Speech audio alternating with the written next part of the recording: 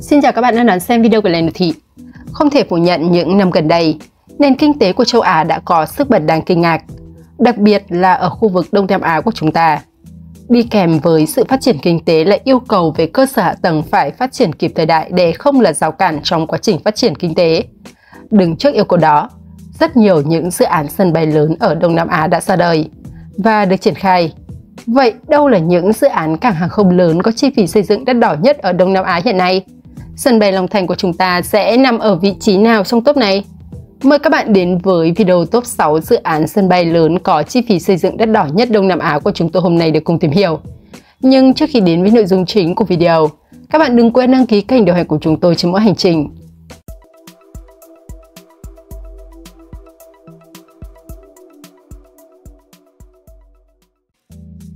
Xếp ở vị trí thứ 6 ngày hôm nay, sân bay quốc tế Siem Reap mới ở Campuchia với chi phí xây dựng 1,1 tỷ đô la Mỹ.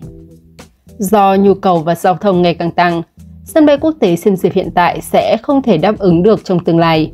Vì sân bay này hiện đang hoạt động với công suất hạn chế chỉ khoảng 10 triệu hành khách mỗi năm. Vì vậy, để giải quyết tình trạng giao thông trong tương lai, chính phủ Campuchia đã quyết định xây dựng một sân bay mới cho Siem Reap và thay thế sân bay hiện tại trong tương lai. Sân bay mới Siem Reap sẽ là sân bay lớn nhất Campuchia và có khả năng phục vụ 7 triệu hành khách vào giai đoạn đầu, 10 triệu vào năm 2030 và 20 triệu vào năm 2050. Khả năng chở hàng dự kiến sẽ tăng lên gấp 6 lần trong vòng 30 năm tới, từ 10.000 tấn lên 60.000 tấn. Hiện tại, sân bay quốc tế Siem Reap Angkor mới sẽ chính thức bắt đầu hoạt động vào ngày 16 tháng 10 năm 2023 này, với các chuyến bay thử nghiệm phi thương mại và phi lợi nhuận sẽ được thực hiện từ ngày 5 đến ngày 15 tháng 10 năm 2023. Dự án xây dựng sân bay quốc tế Siem Reap Angkor do AIAI, công ty trách nhiệm hữu hạn đầu tư sân bay quốc tế Angkor của Campuchia thực hiện, với tổng vốn đầu tư hơn 1 tỷ đô la Mỹ, xây dựng trên diện tích khoảng 750 hectare thuộc địa phận tỉnh Siem Reap, Campuchia. Sân bay quốc tế Siem Reap Angkor là sân bay quốc tế cấp 4E với chiều dài đường băng là 3.600 m, được trang bị hệ thống trang thiết bị với công nghệ hiện đại, có khả năng tiếp nhận nhiều loại máy bay, đảm bảo an ninh, an toàn hàng không cho hành khách. Hơn nữa, sân bay sẽ có tổng cộng 48 cửa để tạo điều kiện thuận lợi cho các hoạt động của hành khách. Đường băng của sân bay có khả năng tiếp nhận các máy bay như Boeing 737, Airbus A320. Trong khi ở giai đoạn thứ hai, đường băng sẽ được mở rộng để tiếp nhận các máy bay thân rộng như Boeing 777, Boeing 747, Airbus A350 và Airbus A330. Điều này sẽ làm tăng công suất bay đạt lên 10 triệu hành khách trên năm vào năm 2030. Và cuối cùng trong giai đoạn 3, tổng công suất sẽ tăng lên 20 triệu hành khách trên năm vào năm 2050.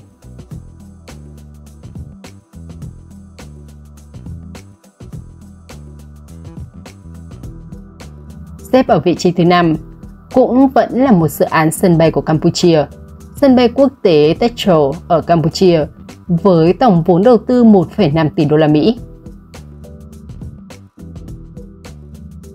Một sân bay quy mô siêu lớn đang được triển khai cách thủ đô Phnom Penh, Campuchia khoảng 20 km. Nó được đặt tên là Techo. Đây là sân bay quốc tế rất hiện đại và hoành tráng. Được biết, đến khi hoàn thành nó sẽ là sân bay đạt chuẩn cấp 4F, cấp cao nhất thế giới, lớn nhất Đông Nam Á.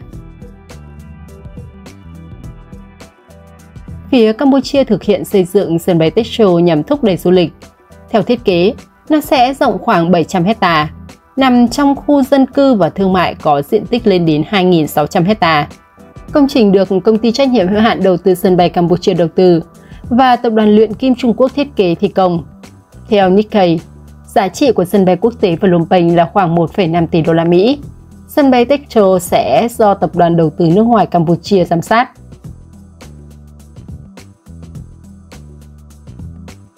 Dự án sân bay quốc tế Techo sẽ hoàn thành và đi vào hoạt động vào năm 2025. Đến tháng 5 năm 2023, nó đã hoàn thành khoảng 50% khối lượng công việc. Khi bước vào vận hành, Sân bay này có thể đón 13 triệu hành khách mỗi năm. Con số thậm chí còn nâng lên 30 triệu hành khách từ năm 2030-2050.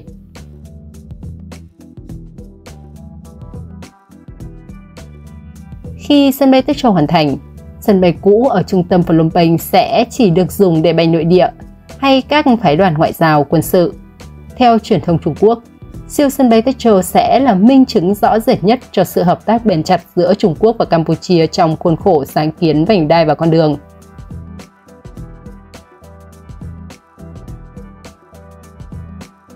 Xếp ở vị trí thứ tư, sân bay Long Thành của Việt Nam với vốn đầu tư gần 5 tỷ đô la Mỹ. Sân bay quốc tế Long Thành là sân bay quốc tế lớn nhất trên cả nước đang được triển khai xây dựng tại huyện Long Thành, tỉnh Đồng Nai, nằm cách thành phố Hồ Chí Minh khoảng 40 km.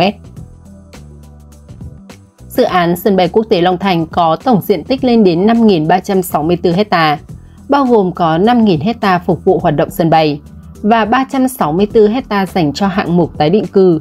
Vốn đầu tư của dự án lên đến gần 5 tỷ đô la Mỹ. Theo quy hoạch cụ thể, dự án khi hoàn thành sẽ là điểm trung chuyển quốc tế với quy mô lên đến 100 triệu hành khách trên năm và 5 triệu tấn hàng hóa trên năm, đồng thời trở thành cảng hàng không lớn nhất Đông Nam Á với đường cất cánh dài hơn 1.800 m, được chia thành 5 vùng phân khu dựa trên chức năng chính.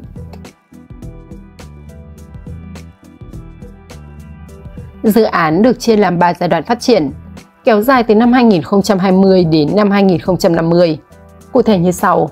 Giai đoạn 1, năm 2020 đến năm 2026, xây dựng nhà ga hành khách công suất 25 triệu hành khách trên năm, nhà ga hàng hóa công suất 1,2 triệu tấn trên năm và đường cất hạ cánh.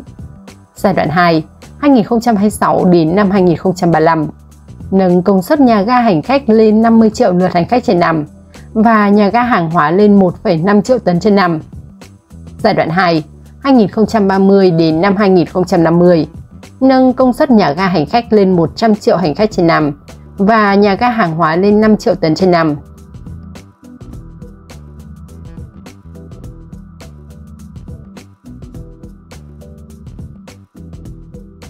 Dự kiến khi đi vào hoạt động, sân bay sẽ là điểm trung chuyển quốc tế với công suất 100 triệu hành khách trên năm và 5 triệu tấn hàng hóa trên năm. Điều này kéo theo sự phát triển sôi động của các lĩnh vực khác thuộc ngành kinh tế như công nghiệp, dịch vụ, khách sạn, du lịch, bất động sản và đặc biệt là ngành vận tải hàng không, tăng cường giao thương quốc tế.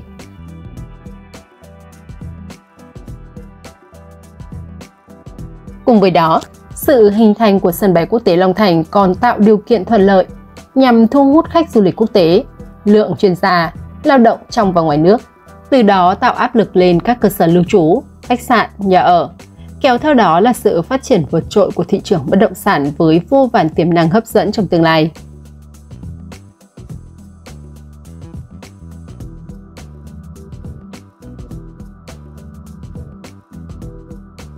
Xếp ở vị trí thứ 3, thành phố hàng không miền Đông Utapao, Thái Lan, với vốn đầu tư 9 tỷ đô la Mỹ. Thái Lan đang đầu tư gần 9 tỷ đô la Mỹ vào dự án thành phố hàng không, được gọi là thành phố hàng không miền Đông Utapao. Đây là một trong những dự án cơ sở hạ tầng lớn nhất của đất nước. Khoản đầu tư lớn từ chính phủ Thái Lan dự kiến sẽ cải tạo sân bay Utapao lịch sử thành sân bay quốc tế mới.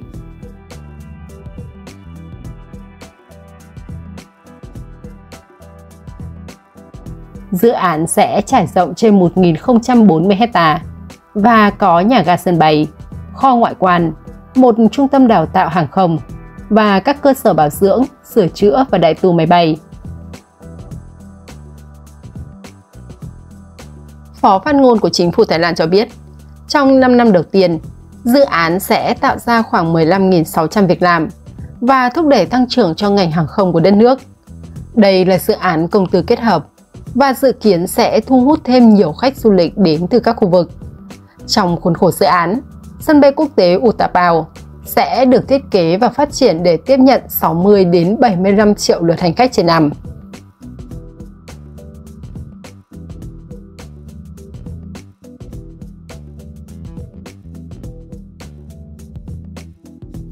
Xếp ở vị trí thứ 2, Sân bay quốc tế Saigon ở Philippines với tổng vốn đầu tư 11 tỷ đô la Mỹ.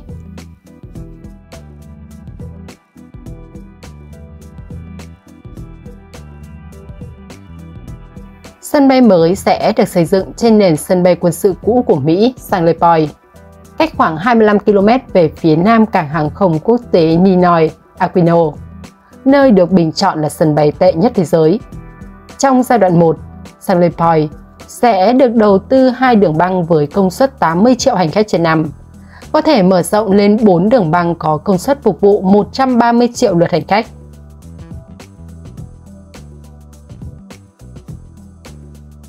Sân bay Saigon bao gồm dịch vụ logistics tích hợp và hạ tầng sân bay, cùng với các tuyến đường bộ và đường sắt kết nối, sẽ cạnh tranh với San Miguel của tỷ phú Ronan Ang trong việc xây dựng cảng hàng không thay thế sân bay Ninoy Aquino.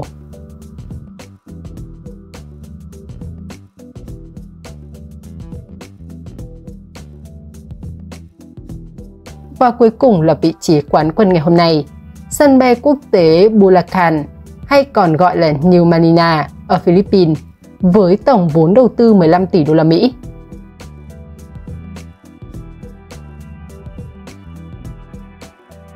San Miguel đang xây dựng siêu sân bay trị giá 15 tỷ đô la Mỹ với công suất 100 triệu lượt hành khách trên năm trên khu đất rộng 2.500 hectare, cách Manila khoảng 40 km về phía bắc. Sân bay sẽ có 4 đường băng và có thể mở thành 6 với năng lực 100 triệu hành khách mỗi năm. Dự án phát triển thành phố sân bay trị giá 15 tỷ đô la Mỹ dự kiến sẽ bắt đầu hoạt động thương mại vào năm 2027, với nhà ga số 1 sẽ được xây dựng vào quý 1 năm 2024. Giai đoạn 1 của dự án sẽ bao gồm một nhà ga hành khách với các cơ sở trên không và trên mặt đất, và một đường băng sẽ phục vụ khoảng 35 triệu hành khách mỗi năm.